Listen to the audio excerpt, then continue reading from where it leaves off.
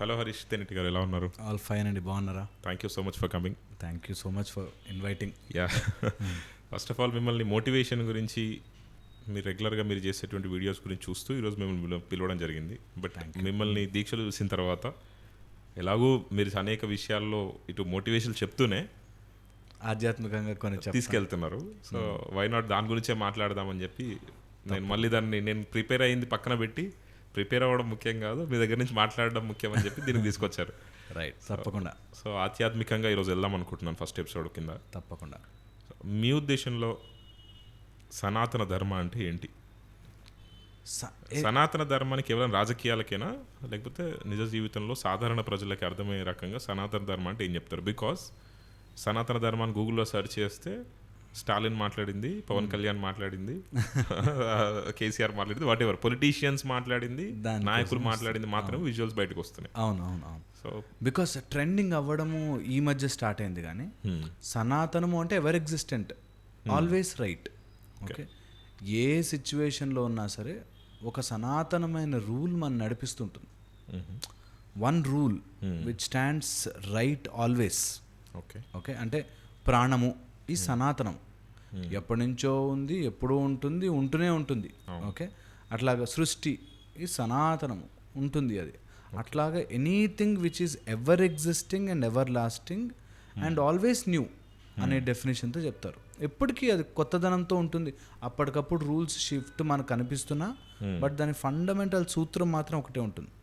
అది సనాతనం నాకు తెలిసి బై డెఫినేషన్. ఓకే, సో ఇది రాజకీయాలు ఇప్పుడు చెయ్యాల్సి వస్తుంది. యాక్చువల్గా కూడా హిందూ అని చెప్పి, లేకపోతే హిందుత్వం గురించి అని చెప్పి, లేకపోతే ఇంకోటేదో విడగొట్టడానికి ట్రై చేసి, వీళ్ళు ఇలాంటి వాళ్ళు అందుకని మనం ఇలా విడగొట్టారు కాబట్టి మతం మారుతున్నారనో ఇలాగ ఏవేవో వస్తున్నాయి. కాబట్టి లేదు, అలా కాదు, మేము ఓన్లీ హిందువులు అని చెప్పి మాదో మతం కాదు, మాకు అంతకంటే ఎక్కువగా ధర్మం ఇది, వీఆర్ వాట్ వీఆర్ డూయింగ్. లేకపోతే ఎన్నో రకాల కులాలు, మతాలు, ప్రాంతాలు, ఎన్నో రకాల భాషలు, స్లాంగ్స్, డైలెక్ట్స్ ఇన్ని ఉన్నా కూడా నువ్వు ఈ దేవుడినే పూజించు అని ఎప్పుడూ చెప్పకుండా ఉన్న ఏకైక ధర్మం.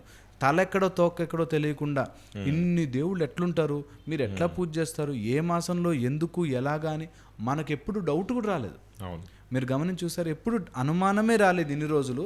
దట్ నువ్వెందుకు పోచమ్మని పూజ చేస్తున్నావు, నువ్వెందుకు దుర్గమ్మని చేస్తున్నావు, నువ్వెందుకు ఎల్లమ్మని చేస్తున్నావు, లేకపోతే నువ్వెందుకు శివుడు ఎందుకు, కృష్ణుడు ఎందుకు, ఎప్పుడు అనుమానం రాలే. నాకు సాంప్రదాయం ప్రకారం నా ఇంట్లో ఏం నేర్పిస్తే నేను నమ్మా. ఎగ్జాక్ట్లీ. వాళ్ళు ఎవరైనా ఆయన కూడా దేవుడు అంటే ఓహో అని దేవుడు అని దండం పెట్టాం. ఓ స్వామీజీ ఎవరైనా ఆయనకి నిజంగా శక్తులు ఉన్నాయి, భగవంతుడి సాక్షాత్కారం వచ్చిందంటే ఓహో అని నమ్ముతాం. ఎందుకు అంటే మన దాంట్లో అన్ని inclusive.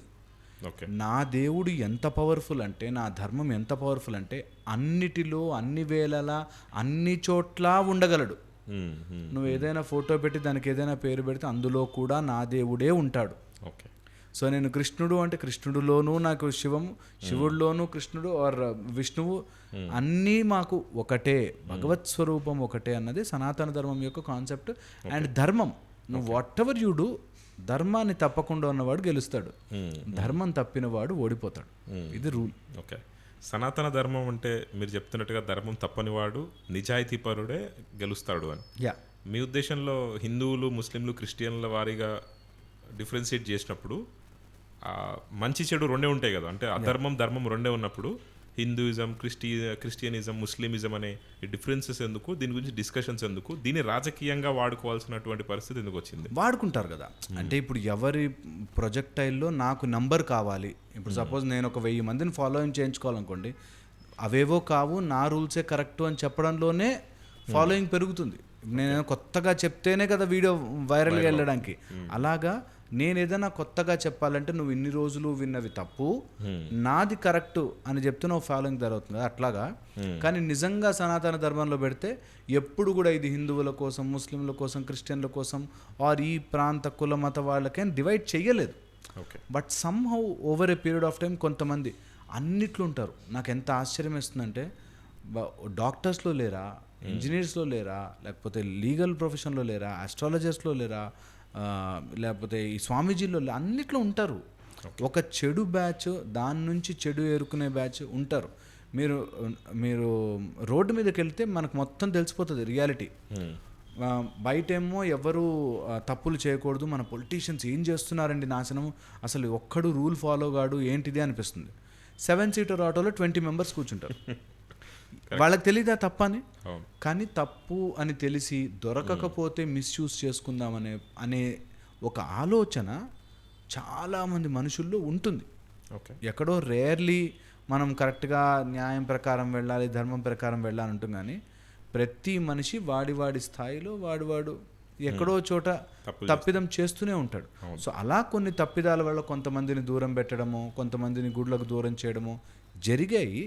At the same time దాన్ని రికవర్ చేసుకోవడానికి చాలా రకాల ప్రయత్నాలు జరుగుతున్నాయి. అండ్ ఇప్పుడు చాలా బాగా రికవర్ అయ్యింది నాకు తెలిసి. ఈ మాట చెప్తూనే ఎవరు తక్కువ ఎక్కువ అనే డిస్కషన్ వచ్చినప్పుడు వాడికో సొంత ఫిలాసఫీ ఉంటుంది. నేను నాదే గొప్పది, నేను నా తల్లే గొప్ప, నా తండ్రే గొప్ప అనుకుంటే నీ తల్లిదండ్రులు గొప్ప కాదా అనే డిస్కషన్ తీసుకొస్తారు. సో అలా కాదు. ధర్మం ఏం చెప్తుందంటే ఎవ్రీ టైము ఒక్కొక్క సిచ్యువేషన్లో ఒక్కొక్కలా ధర్మం ఉంటుంది అన్నది మనకు నేర్పిస్తుంది. That is why it is ever constant and ever lasting dharma. ఇప్పుడు మీరు ఇందాక మాట్లాడుతూ కొంతమందిని గుళ్ళకు రానికపోవడం, దూరం పెట్టడం, అప్పుడు ఉన్న పరిస్థితులు తగ్గట్టుగా, అప్పుడు అనుకోని సందర్భాలు తగ్గట్టుగా జరిగిందని చెప్పారు. ఇప్పటికీ అటువంటి పరిస్థితులు ఉన్న గ్రామాలు ఉన్నాయంటే మీరేం చెప్తారు? ఇప్పటికీ స్టిల్ టుడే నేను అదే అంటున్నాను, ఇప్పటికీ అట్లాంటి వాళ్ళు చేసేవాళ్ళు ఉంటారు. అలాంటి వాళ్ళని మనం వెలివేయాలి. అలా ఎవరైనా రాంగ్గా మనం పోర్ట్రే చేస్తూ, ఎందుకంటే ఎక్కడా ఏ ధర్మంలో చెప్పనప్పుడు why we have to encourage it. ఎందుకంటే ఎంత ద్వేషం ఉంటే తప్ప, అంటే ఒక మనిషి ఒక మతంలో పుట్టిన తర్వాత ఆయనకి ఎంత ఇంజెక్ట్ అయితే తప్ప, ఎంత ఆయన స్ట్రగుల్స్ ఫేస్ చేస్తే తప్ప వదిలేసి వెళ్ళే పరిస్థితి రాదు. ట్రూ అవును. సో ఇప్పటికీ కూడా అటువంటి పరిస్థితులు ఇంకా ఎదుర్కొంటున్న వాళ్ళు ఉన్నారు. ఎగ్జాక్ట్లీ అదే అన్న. ఇప్పుడు ఇంత తెలిసి అలాంటి సమస్య ఉంది అంటే వదిలి వెళ్తున్నంటే ఆశ్చర్యం వేస్తుంది. నువ్వు పోరాడడానికి అందరం ఉన్నాం ఇప్పుడు. అలా ఇంకెక్కడైనా కొన్ని బ్లాక్ షీప్స్ కావాలని ఉండి వాళ్ళ ఓన్ పొగరు చూపించుకోవడానికి నేను ఇంత గ్రేట్రా, నాకు తెలిసిందిరా అంటే అసలు ఇంకా అన్నిటికంటే వింత విషయం ఏంటంటే అలా ఎవరైతే చేస్తున్నారో వాడికి అసలు జ్ఞానం లేనట్టు. మన జ్ఞానంలో అంతా ఒకటే, ఆత్మ ఒక్కటే, పరమాత్మ ఒక్కటే అన్నది వన్ అని నేర్పిస్తున్నప్పుడు అక్కడ ద్వంద్వం రాదు. ఎట్లా దీన్ని మెల్లగా మనకు తెలియకుండా ఎక్కిచ్చారంటే కొంతమంది అట్లాంటి నార్సిసిస్టిక్ మైండ్ సెట్ అన్నిట్లో ఉంటారు. అన్ని ఫీల్డ్స్లో, అన్ని ఏరియాస్లో. మీరు నమ్మరు, నేను పనిచేసే దాంట్లో ఆర్ హాస్పిటల్స్లో, ఎక్కడన్నా పెద్ద పెద్ద సిస్టమ్స్లో వాళ్ళ చైర్ కోసం ఏ పనైనా చేయడానికి రెడీ ఉంటారు. అంతంత చదువుకుని, అంత పెద్దగా చదువు నేను చాలా హాస్పిటల్స్లో చూశాను, గవర్నమెంట్ జాబ్స్లో చూశాను. లేకపోతే ఇలాంటి స్వామీజీలు వాళ్ళ దగ్గర ఉంటూ హిమాలయాల్లో, అఖాడాల్లో ఆర్ ఇంకా రకరకాల మఠాలు ఉంటాయి, అందులో వాళ్ళు నేను అంటుంది అలాంటి చెడ్డవాళ్ళని పట్టుకుని మొత్తం సిస్టమ్ రాంగ్ అనడం ఎవ్వరికి ఏ ఆస్పెక్ట్లోనూ కరెక్ట్ కాదు. అండ్ ఇలా ఎవరైతే వెలివేయబడుతున్నారంటున్నారో లేకపోతే అన్యాయం జరుగుతుందంటున్నారో వాళ్ళు గట్టిగా నించోవాలి. అట్లాంటి చోట్ల అసలు కాంప్రమైజ్ అవ్వద్దు. ఎంతటి వాడైనా సరే వాడిని మాట్లాడాలి, ఎదిరించాలి, తేల్చుకోవాలి. అసలు నో వే. భగవంతుని యందు అందరూ సమానం. అది ఇప్పుడు నేను కొత్తగా చెప్పేది కాదు. అండ్ నేను ఎవరిని అసలు చెప్పడానికి ఎట్ ఏ హయ్యర్ లెవెల్లో భగవంతుడికి ఎవ్వరు రాయబారే అవసరం లేదు. అట్ గాడ్ లెవెల్ నో రాయబారు. నువ్వు అక్కడ కూర్చుని, మనకి భక్త కన్నప్ప లేడా, మనకి ప్రహ్లాదుడు లేదా, చిన్నపిల్లల నుంచి పెద్దవాడు దాకా స్తంభం నుంచి కావాలంటే స్తంభం నుంచి వచ్చారు. మనకి దేవుడికి స్తంభం నుంచి చూపించరా అంటే స్తంభం నుంచి వచ్చాడు. మనకి ఏ షేప్, ఫార్మాట్, స్ట్రక్చర్ లేదు. మనకి వరాహ అవతారం ఉంది, నరసింహ అవతారం ఉంది. It clearly depicts. నువ్వు ఎక్కడన్నా కానీ. అండ్ ప్రహ్లాద్ దానవ కుటుంబం, రాక్షసుడు. సో ఇవన్నీ ఎలా ఉంటాయంటే మేము అనుభవించేవాడికి తెలుస్తుందిరా బాధ అంటారు. అబ్సల్యూట్లీ. అలా ఎవరైనా వెలివేయడము, బయటకు పంపించడం అంటే చాలా బాధేస్తుంది. అబ్సల్యూట్లీ. వాళ్ళకి ఆ బాధ నుంచి ఖచ్చితంగా ఒక టైప్ ఆఫ్ రిజెక్షన్ వస్తుంది. నాకెందుకు ఈ కర్మ అని. అట్ ద సేమ్ టైం అలా లేదు, అలాంటి వాళ్ళ కోసం మేమంతా ఉన్నాము. Whatever is that matter, we are all together in this. కొంతమంది అలా బ్లాక్ షీప్స్ వచ్చి వాళ్ళు అలా వాళ్ళ పర్టికులర్ పర్పస్కి వాడుకుంటారు ఖచ్చితంగా. అట్ ద సేమ్ టైం అలా వాడుకున్నారు కదా అని చెప్పి ధర్మాన్ని తప్పనద్దు. మన ధర్మాన్ని మనం ముందుకు తీసుకెళ్లాల్సిందే. అందులో మిస్టేక్స్ ఉంటాయా, తప్పులు ఉంటాయా, దాన్ని కరెక్ట్ చేసుకుంటూ ముందుకెళ్తాం. No doubt about it.